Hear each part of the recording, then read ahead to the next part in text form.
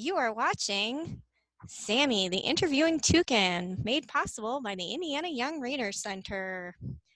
Do. Hey, everybody. I'm Sammy. I am here doing some interviews with Indiana authors, and my author today is Skila Brown. Hi, Skila. Hi, Sammy. How are you? I'm doing great. How are you today? I'm doing very well today. Thank you. That's so wonderful. Well, all of my interviews have started with basically just tell me about yourself and tell me about your connection to Indiana. Sure. Well, Sammy, I grew up in Kentucky and Tennessee in a tiny town in the mountains in the eastern part of both states. We moved to Indiana for the first time, and we lived in the northern part of Indiana for a while, and then we left. We came back to Indiana in 2013, so I've been here for 7 years, and I guess that means I'm a Hoosier now, but no one has explained to me what a Hoosier is, so I'm still confused. Well, I can try to help. I will say that um, the experts are really torn as to where the word Hoosier came from. There's a lot of different theories about this. I mean, you've really asked the right bird. I can give you some I can information. already tell. Thank you. So originally, it was sort of maybe something that wasn't nice to say. Like it kind of meant you were a hick person, maybe. Um, and they think it came from maybe like knock knock Hoosier, like that might have been how people used to talk, and they were sort of making fun of how people from Indiana talked. So that's just one theory, but really, I actually know some historians who've been working on this question and they can't find the answer. So your guess is as good as mine. Thank you, Sammy. I did not know any of that. That was very informative. Well, but currently, of course, a Hoosier is someone from Indiana or who claims Indiana as part of their identity. So I'm a Hoosier. Yes, me too. We're both Hoosiers. That's so great. Can you tell us a little bit about your writing? I have one of your books here. This is Clackety Track, Poems About Trains. And are all of your books poetry? All of the books that are out right now are poetry. Yeah, there are 4 books out, all with Candlewick. They're all poetry. 2 are picture books, and 2 are novels in verse, historical fiction. So they're all poetry, but I don't just write poetry. It's just kind of a coincidence that that's what's out first.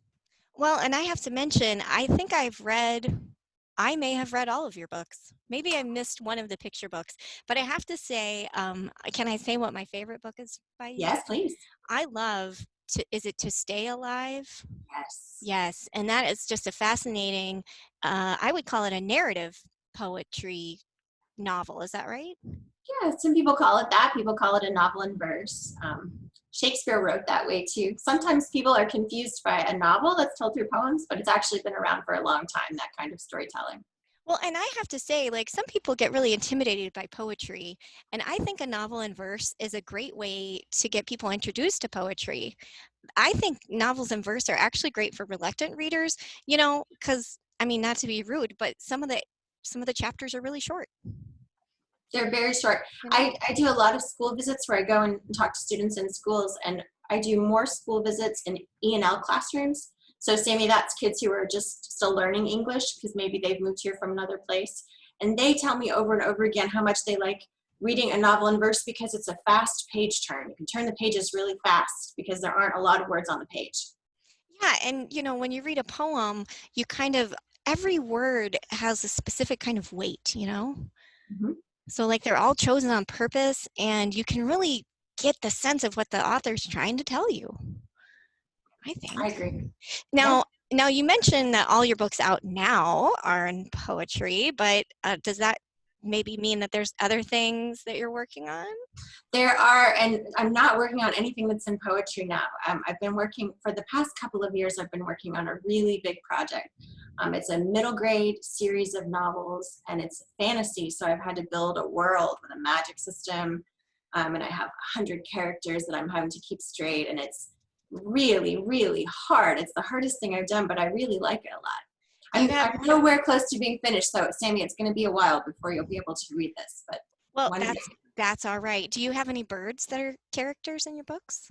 I do actually. There's a bird in the book that I'm working on now, and the bird, just like you, is a talking bird. Oh gosh. Well, I will certainly read it. That's so That's exciting. exciting.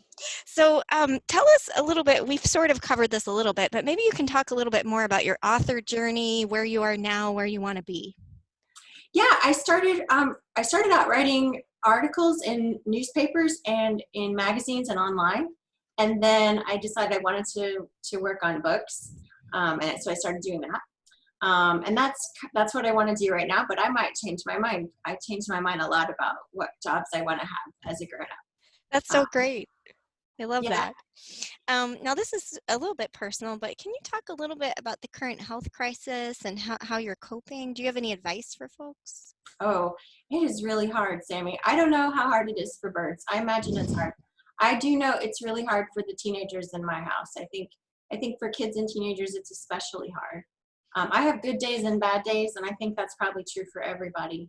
Yeah. But I'm just trying to take care of myself a lot. So I'm doing a lot of yoga and deep breathing, um, and exercising and getting outside. And it's a good thing that the weather is getting warmer because that helps. Yeah. Nice weather is better for flying too, but I I mean, would think so. I just can't fly, but that's okay. That's not about you. All right, so I've invited all of my authors to share, like do a little show and tell. Do you have anything that you wanted to share with us today? I do. So when I go into school visits, a lot of times the things that the students are most interested in learning about is how a book gets made. And when I'm in person, I can't show some things, but when I do those visits over Skype like this, I can. So I thought you might like to see some cool things about how a book gets made. I love So it. yeah, so the first thing I want to show you is the book you were talking about, To Stay Alive. So To Stay Alive was written about a real person was the main character in that, Marion Graves.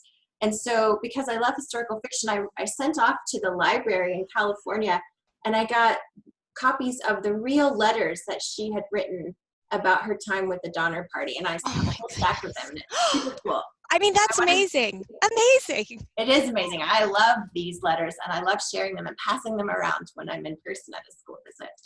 Another thing I thought you might want to see, Sammy, is there's lots of different stages to when the book's being revised and it's being worked on and corrected and fixed.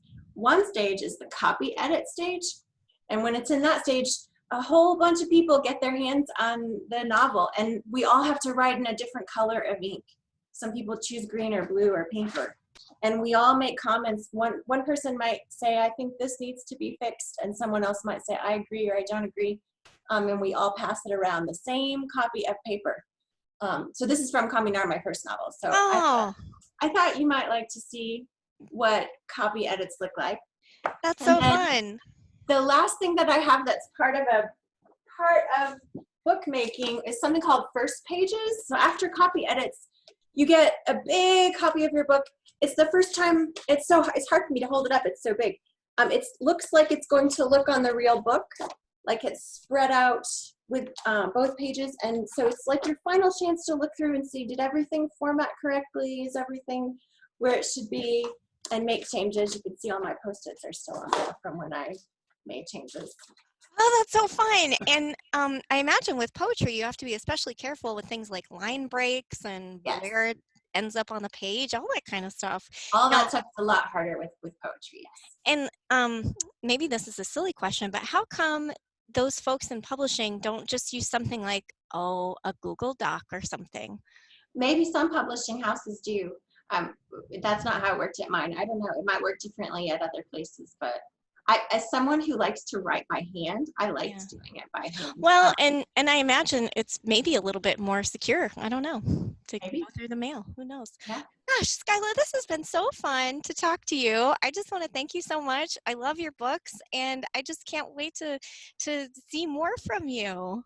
Thank you, Sammy. It has been a pleasure. You're my first Oh, bird that I've spoken to today, so thank you. well, you're definitely going to have a good day then. Okay, take care. Bye-bye. Bye, Sammy.